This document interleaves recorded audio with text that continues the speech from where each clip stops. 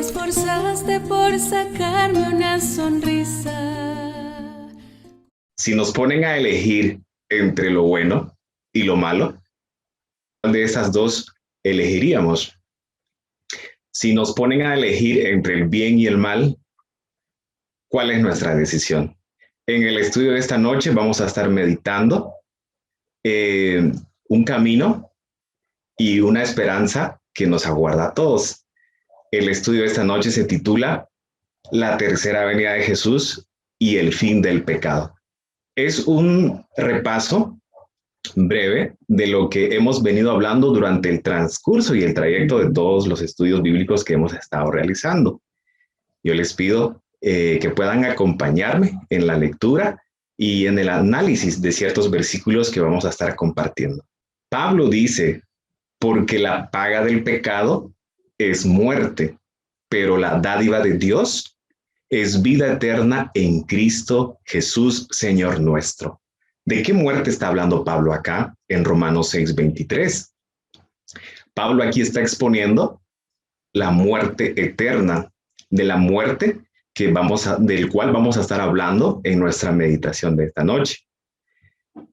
Esta muerte no es la muerte de la que todos vamos a tener que pasar en algún momento, si así son los planes de Dios, descansar y luego resucitar. Pero esa muerte no es de la que está hablando Pablo acá. Esta muerte es de la segunda muerte, de la que está exponiendo Pablo aquí en Romanos 6:23.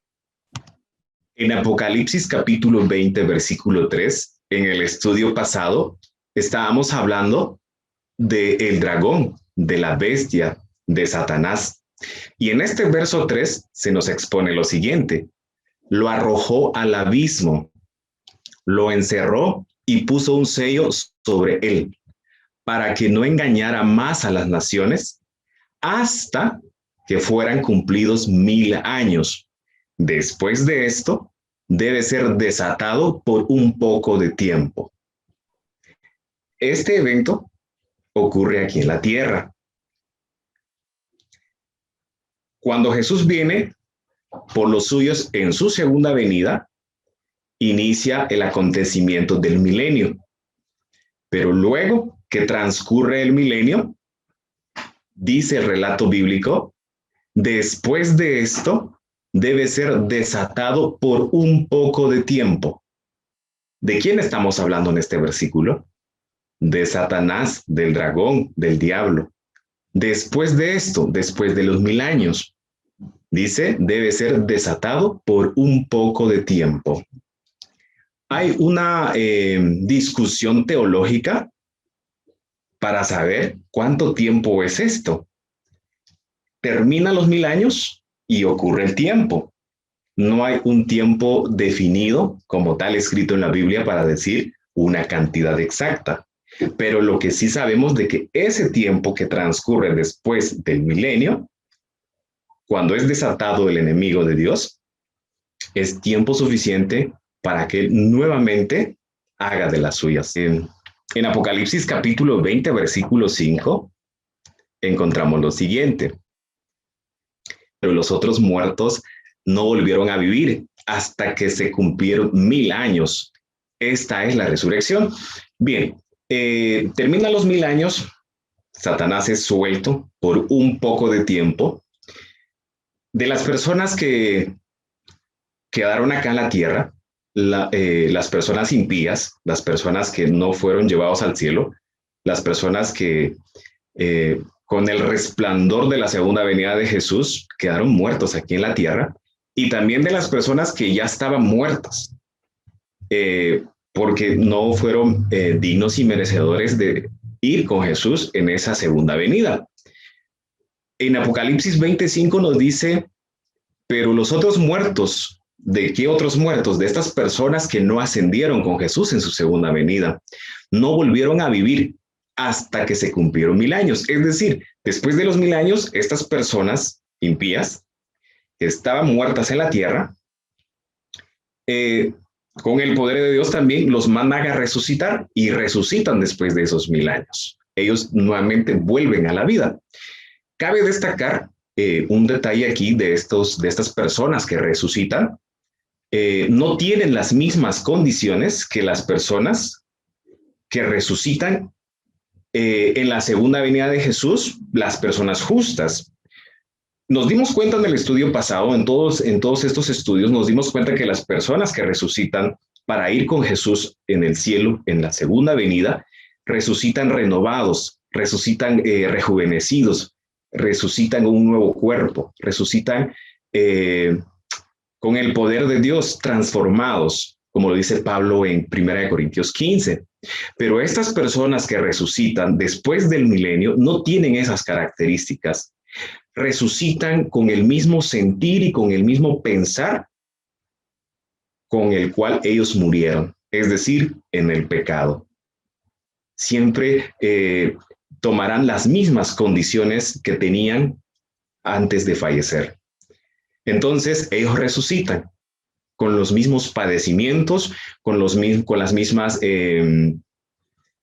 pensamientos y con los mismos intereses. Solamente continúa el mal. Ese va a ser el aspecto de esas personas que resucitan en esta segunda resurrección que ocurre después del milenio. Ahora bien, en Zacarías capítulo 14, versículo 5, mientras eso ocurre aquí en la tierra, ahora ¿qué ocurre en el cielo? ¿Qué ocurre en el cielo? Entonces Zacarías 14, 5 nos dice: y huiréis al valle de los montes, porque el valle de los montes llegará hasta Sal. Huiréis de la manera que huisteis a causa del terremoto en los días de Usías, rey de Judá. Y vendrá Jehová mi Dios, y con él todos los santos. Este versículo en Zacarías 14:5 está hablando de una profecía cumplida, pero también con una doble aplicación, aplicados en estos eventos, en estos momentos, en estos sucesos. Y dice: y vendrá Jehová mi Dios, y vendrá Jehová mi Dios, y con él todos los santos. Es decir, en la segunda venida de Jesús, Dios trasladó a los justos que estaban vivos y a los justos que estaban muertos al cielo.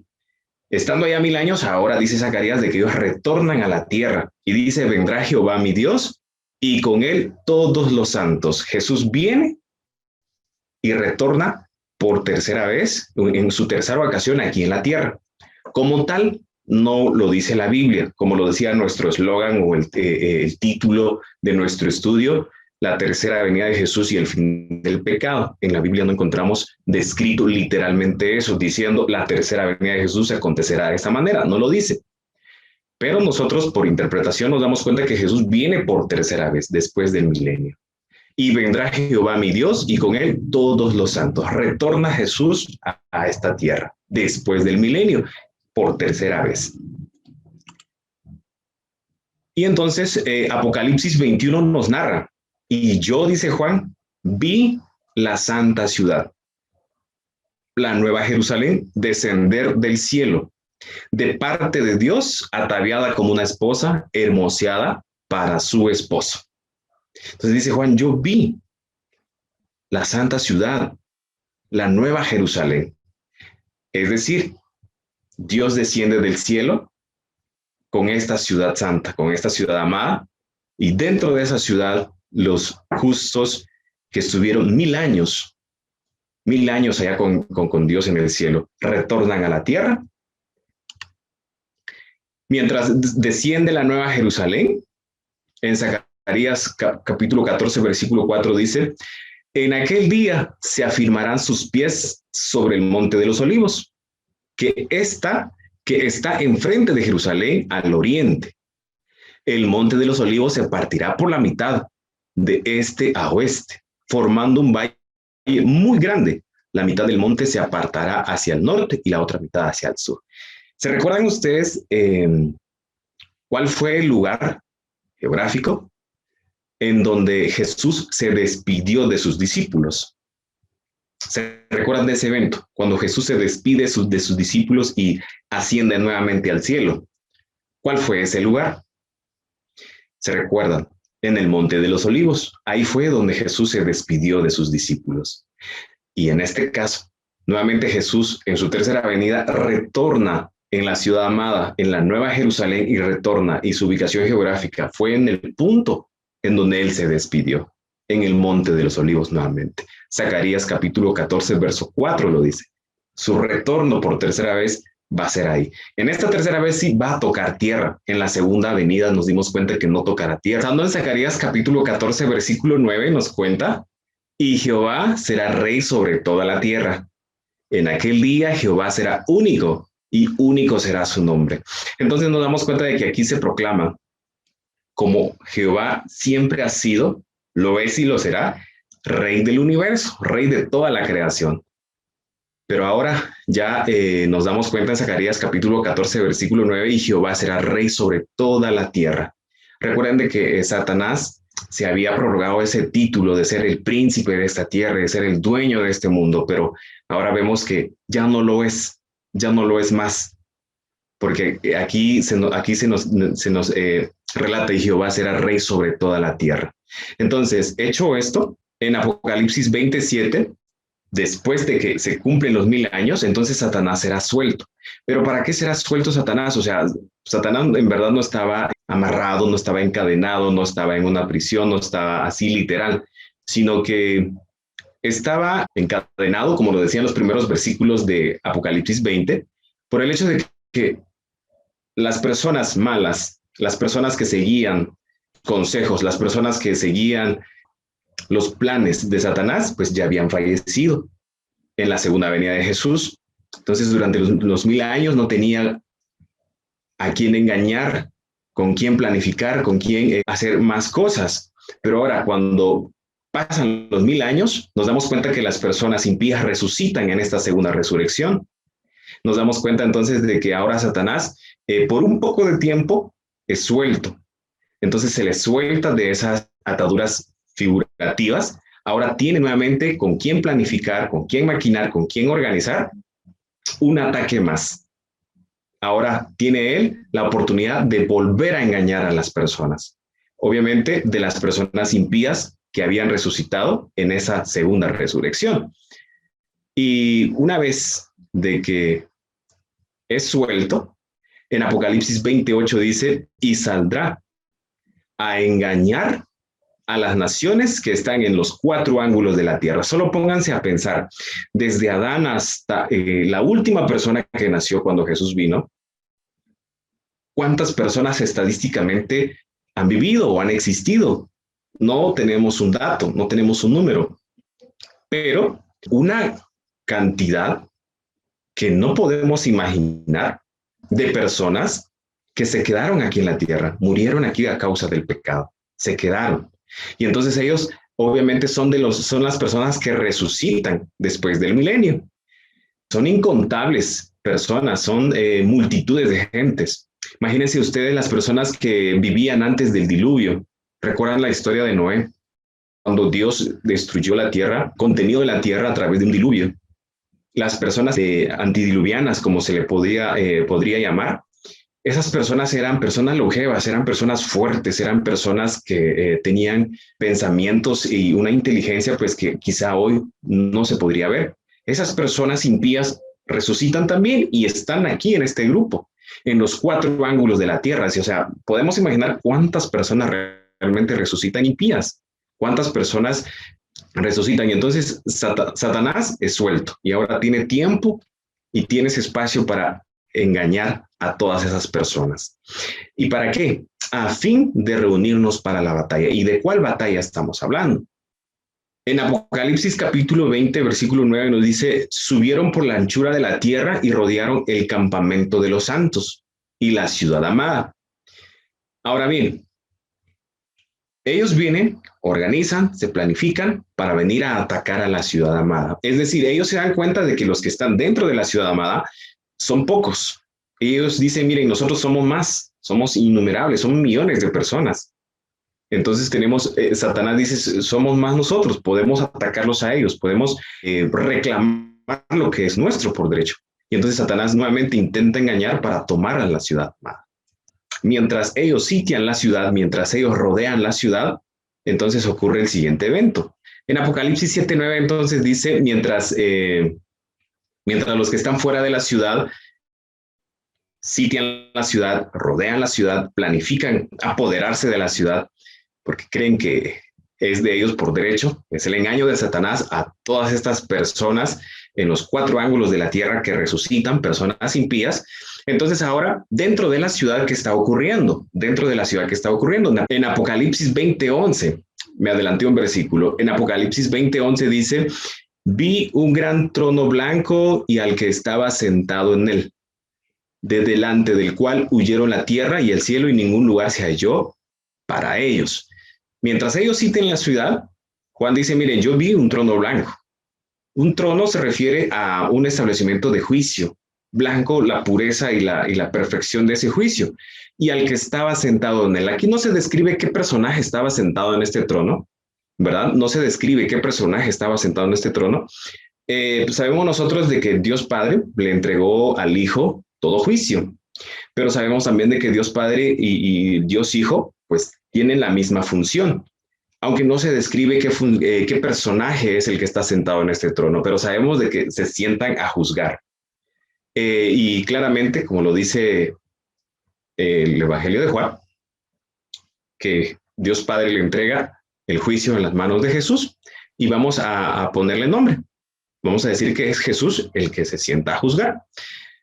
Mientras esto sucede dentro de la ciudad, allá afuera está sitiada, allá afuera están pensando tomar la ciudad. Entonces Juan ve esto en la ciudad, un gran trono blanco y al que estaba sentado en él. Ahora bien, mientras ve ese trono Juan, en Apocalipsis 7:9, encontramos esta ilustración. Después de esto miré y vi una gran multitud, la cual nadie podía contar, de todas las naciones, tribus, pueblos y lenguas. Es decir, todas aquellas personas justas que resucitaron en la segunda venida de Jesús, que ahora retornaron por tercera vez con Jesús a esta tierra.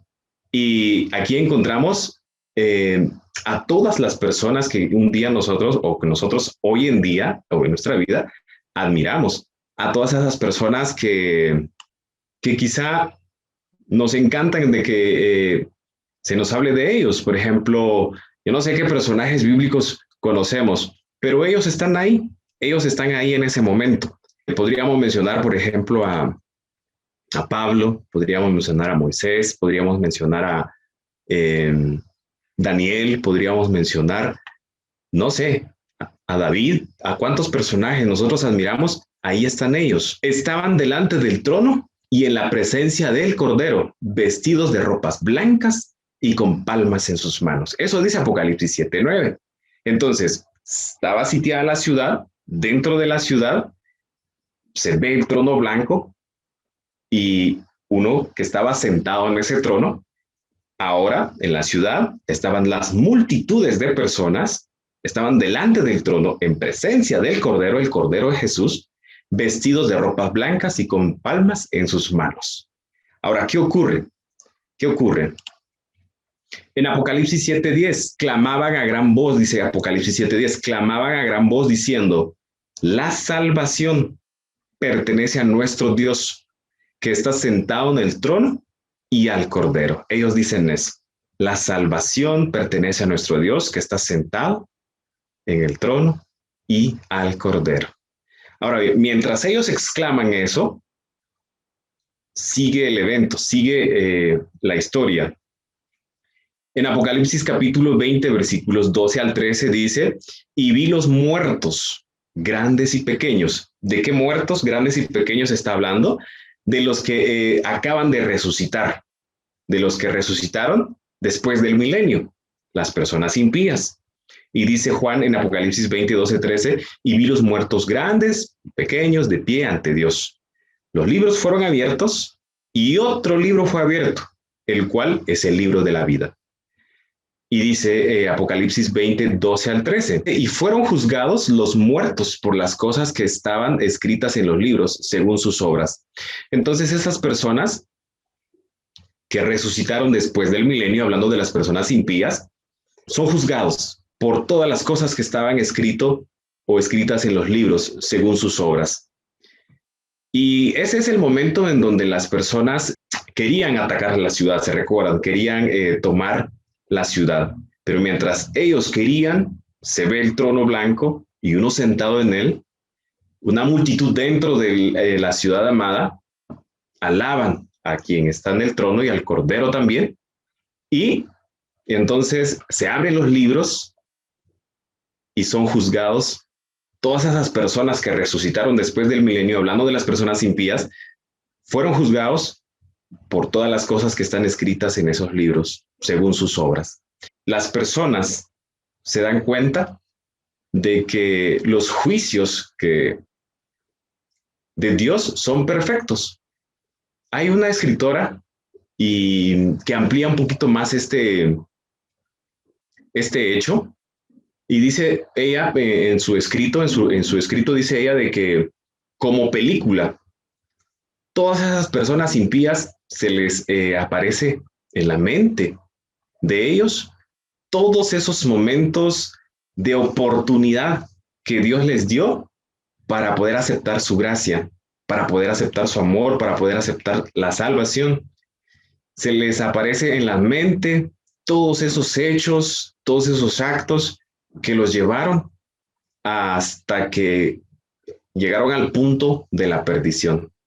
Todos esos pecados, todos esos hechos que fueron deliberadamente pensados en contra de lo que es bueno, y se les aparece como película en la mente, y ellos se dan cuenta de que el juicio que está realizando el que está sentado en el trono, de acuerdo a las obras escritas en los libros, ellos se convencen de que es real, y ellos se dan cuenta de que se les dio la oportunidad, pero por su propia decisión ellos no quisieron hacer un cambio en su vida. Y entonces ellos están viendo todo ese panorama de su vida mientras ocurre este evento fuera de la ciudad amada. Ahora bien, en Apocalipsis 20, 12, 13, especialmente el versículo 13, dice: el mar entregó los muertos que había en él, y la muerte y el Hades entregaron los muertos que habían en ellos, y fueron juzgados cada uno según sus obras, como bien lo estábamos diciendo. Ellos son convencidos de sus hechos y de sus actos pecaminosos. Por sí mismos se dan cuenta de que realmente la decisión que tomó Dios de salvar a los que están adentro y de dejarlos a ellos fuera, pues fue justo y fue lo correcto, ¿verdad? Ellos se convencen de ese juicio. Ahora, en Apocalipsis 20:11 nos dice que de delante del cual huyeron la tierra y el cielo, y ningún lugar se halló ya para ellos. O sea, en vez de atacar a la ciudad santa, en vez de atacar y de apoderarse de la ciudad, ellos ya no lo hacen, sino que lo que ocurre es una huida. ¿Y para dónde más huir si el veredicto ya está tomado a favor, o en este caso en contra, ¿verdad?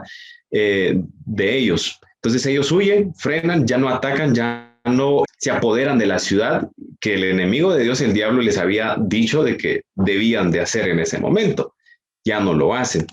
En Mateo capítulo 25, versículo 40, el rey dice, o el rey dirá en ese momento: de cierto os digo que en cuanto lo hicisteis a uno de estos mis hermanos más pequeños, a mí me lo hicisteis. Entonces es lo que dice el rey en ese momento a todas esas personas: miren, yo ordené, yo dije, ustedes no hicieron, pues si no lo hicieron a uno de estos pequeños, a mí no me lo hicieron. Y si se lo hicieron a uno de estos pequeños, pues a mí también me lo hicieron, ¿verdad? Entonces les recuerda todas las cosas que ellos vivieron en vida y que los llevó a la perdición. En Apocalipsis capítulo 15, versículo 3 dice: y cantan el cántico de Moisés, siervo de Dios, y el cántico del Cordero, diciendo: grandes y maravillosas son tus obras, Señor Dios Todopoderoso. Justos y verdaderos son tus caminos, Rey de los santos. ¿Quiénes cantan? ¿Los que están fuera o los que están dentro? Este versículo se refiere a todos los que están dentro, porque Dios está juzgando a las personas impías que resucitaron después de este milenio, y entonces los que están dentro, ellos dicen: grandes y maravillosas son tus obras, Señor Dios Todopoderoso, justo y verdadero son tus caminos, Rey de los santos. Y hay muchos otros relatos bíblicos que nosotros encontramos exaltando esta justicia perfecta de Dios. Ellos dicen: ¿quién no te temerá, Señor, y glorificará tu nombre? Pues solo tú eres santo, por lo cual todas las naciones vendrán y te adorarán, porque tus juicios se han manifestado. En esta parte donde dice todas las naciones vendrán y te adorarán, Los impíos que están afuera reconocen la justicia real de Dios, se dan cuenta de que es justo la decisión tomada hacia ellos, y también ellos pues adoran al Rey de Reyes y Señor de Señores, y se dan cuenta que pues es correcto lo que está haciendo, pero a diferencia que ya no hay gracia, ya no hay oportunidad del perdón. Ya no hay oportunidad del perdón. También Salmos destaca esta característica de Dios, dice, te alaben Jehová todas tus obras y tus santos te bendigan. Claramente, las obras de Dios son justas y son perfectas y pues son dignas de alabarlas. Dice, justos y verdaderos son tus caminos, Rey de los santos. Es decir, la decisión que toma Dios, pues es perfecto. En Apocalipsis 5:12 nos dice, y decían a gran voz, el cordero que fue inmolado es digno de tomar el poder, las riquezas, la sabiduría, la fortaleza, la honra y la gloria y la alabanza. ¿Quiénes decían esto a gran voz? Los que estaban dentro de la ciudad. El cordero que fue inmolado es digno de tomar el poder. En Ezequiel capítulo 28, versos 6 al 8. Ahora hablando ya de el diablo, de Satanás, porque ahí está él todavía, o sea, él también reconoce la justicia perfecta de Dios, se da cuenta de que ya no puede hacer nada más, reconoce su incapacidad, reconoce de que el juicio de Dios es perfecto, y se da cuenta él también de la decisión que tomó. La escritora de quien les estaba hablando narra en su libro, dice ella, de que el enemigo de Dios recorre en su mente todas las etapas y todas las oportunidades que se le dio para poder arrepentirse también. Se recuerda del lugar de donde él estuvo y se da cuenta del estado en el que está en ese momento él, ¿verdad? En Ezequiel capítulo 28, versos 6 y 8 dice de esta manera, por tanto, así ha dicho Jehová el Señor, por cuanto pusiste tu corazón como el corazón de un Dios, ¿se recuerda? Por eso, he aquí, yo traigo sobre ti extranjeros, los fuertes de las naciones, que desenvainarán sus espadas contra la hermosura de tu sabiduría y mancharán tu esplendor. Al sepulcro te harán descender y morirás con la muerte de los que mueren en medio de los mares. Entonces, aquí estos versículos se cumplen. Dice, yo traigo sobre ti extranjeros, desenvainarán sus espadas contra la hermosura de tu sabiduría y mancharán tu esplendor. Porque Satanás, recuerden de que en ese momento quieren atacar a la ciudad, pero se da cuenta de que nuevamente les da la orden, pero las personas se dan cuenta de que lo que está haciendo Satanás es totalmente un engaño, es totalmente, ya no tienen posibilidades, ya no tienen esa capacidad.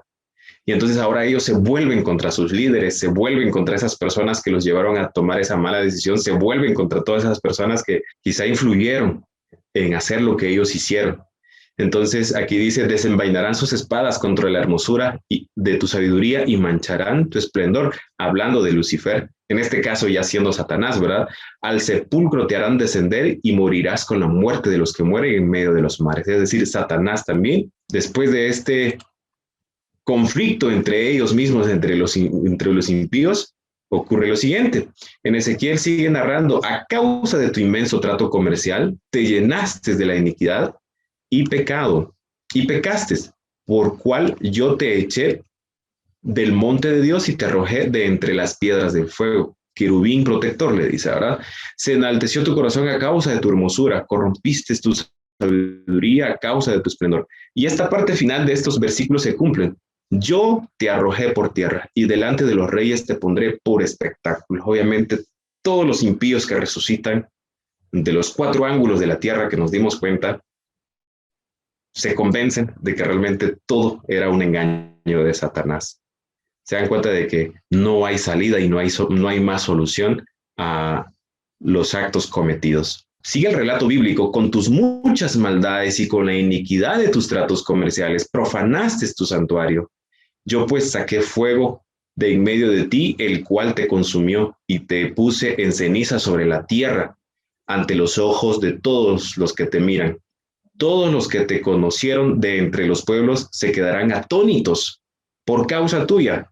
Serás objeto de espanto y para siempre dejarás de ser. Es decir, se le da la sentencia también a Satanás.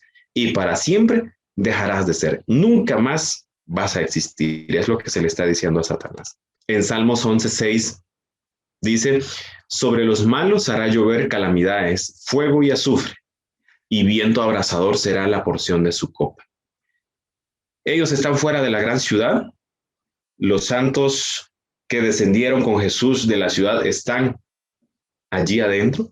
Dios en sus juicios justos y perfectos ahora hace descender del cielo fuego y azufre para consumirlos a ellos. En Isaías 9:5 dice, porque todo calzado que lleva el guerrero en el tumulto de la batalla y todo manto revolcado en sangre serán quemados, serán pasto del fuego. Es decir, es el juicio de Dios sobre los impíos.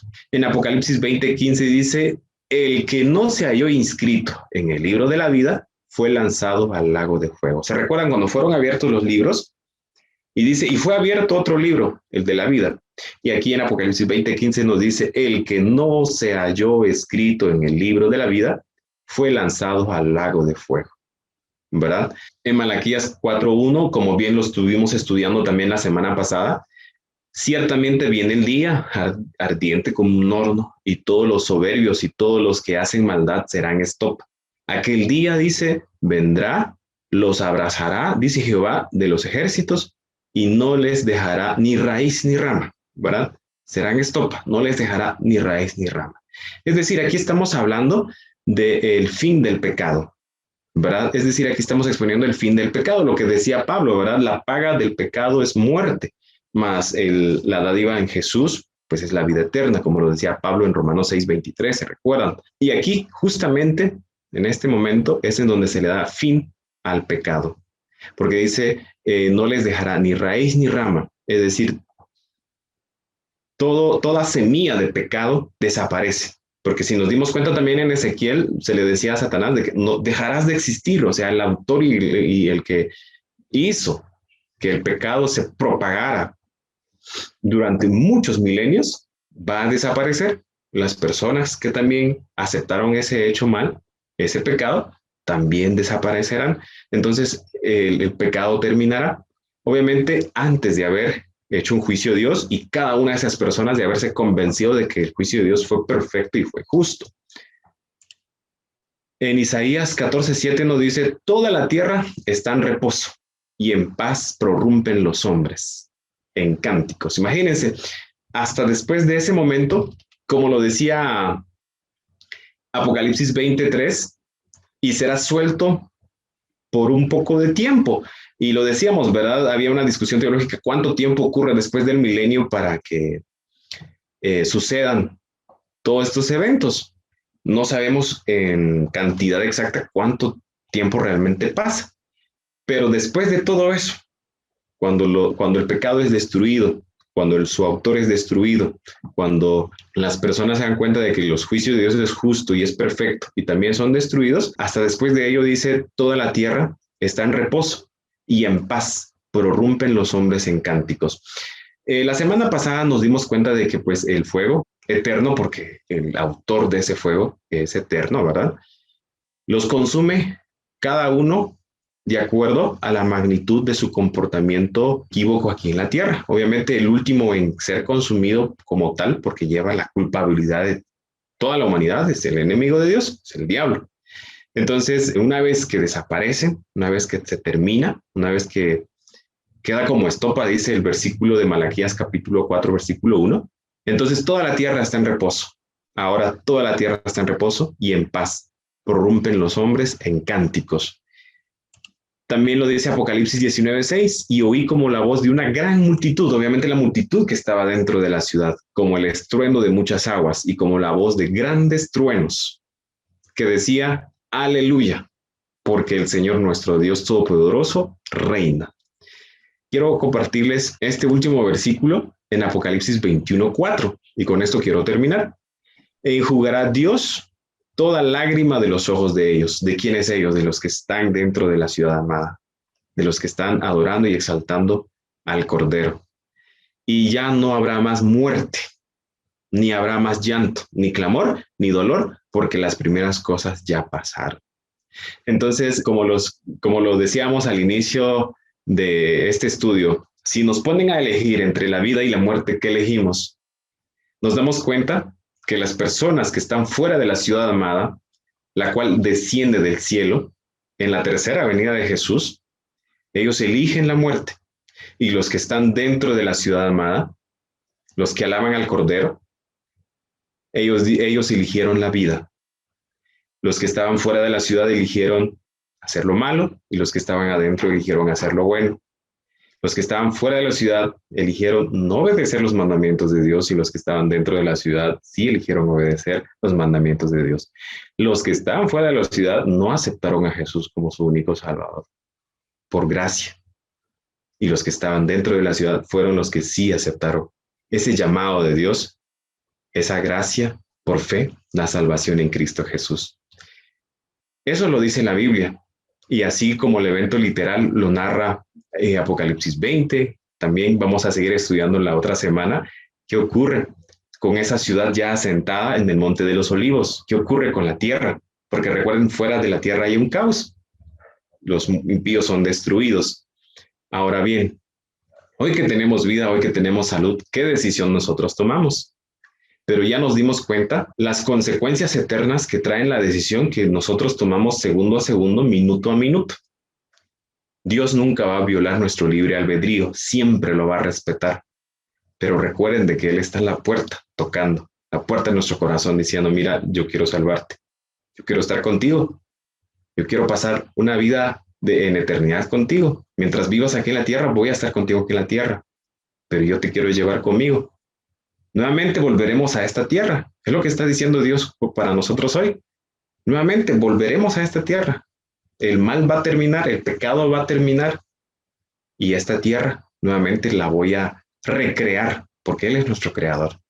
Y creo que lo más bonito de todo esto es vivir con Jesús. Si hoy nosotros aprendemos a vivir con Jesús, si hoy nosotros disfrutamos de vivir de Jesús, en ese milenio también vamos a disfrutar de vivir con Jesús y cuando regrese, también lo disfrutaremos. Entonces, la invitación hecha está. Yo no sé cuántos deseamos en nuestro corazón vivir con Jesús para siempre, desde ahora en adelante, en toda la eternidad. Que el Señor les bendiga, es mi invitación para ustedes en esta noche.